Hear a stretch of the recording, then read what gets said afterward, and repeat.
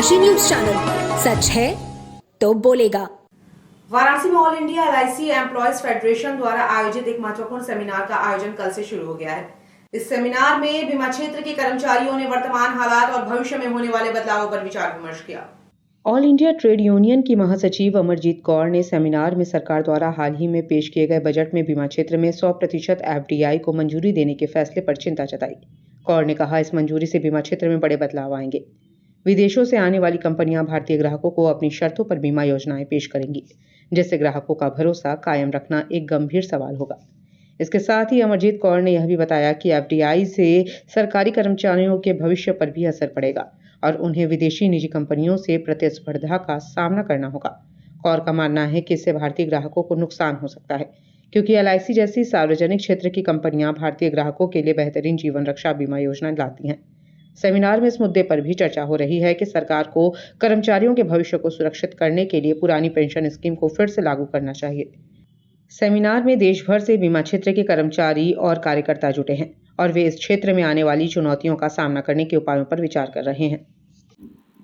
ये हमारी जो ऑल इंडिया एलआईसी एम्प्लॉयज़ की फेडरेशन है, उसका 14th कॉन्फ्रेंस यहाँ वाराणसी में हो रहा है। ऑल ओवर इंडिया से हमारे एलआईसी एम्प्लॉयज़ जो हैं एज डेलीगेट्स यहाँ पहुँचे हुए हैं। तो उसकी कॉन्फ्रेंस कल से शुरू हुई, कल उद्घाटन हुआ और उसमें हम लोग इस चिंता में हैं कि सरकार ने जो घोषणा की कि 100% एफडीआई लाएंगे इंश्योरेंस सेक्टर में, जो अभी हाल ही में बजट पेश हुआ था, उसका हम विरोध कर रहे हैं, क्योंकि हम समझते हैं कि ये एलआईसी सेक्टर के लिए एक डेथ नेल की तरह काम करेगा। उसका बिज़नेस जो है छीन लिया जाएगा और उसमें निजी, सिर्फ हिंदुस्तान के ही नहीं, बाहर की भी निजी जो कॉरपोरेट कंपनियां हैं इस बिज़नेस को हथियाने लगेंगी।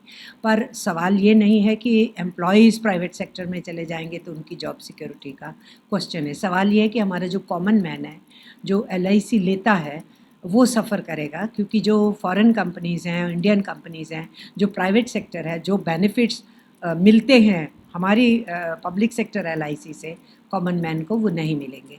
तो ये एक बहुत बड़े खतरे के रूप में हम सिर्फ एम्प्लॉयज़ के लिए नहीं, आम जनमानस के लिए देख रहे हैं। उसका विरोध कर रही है हमारी ये कॉन्फ्रेंस।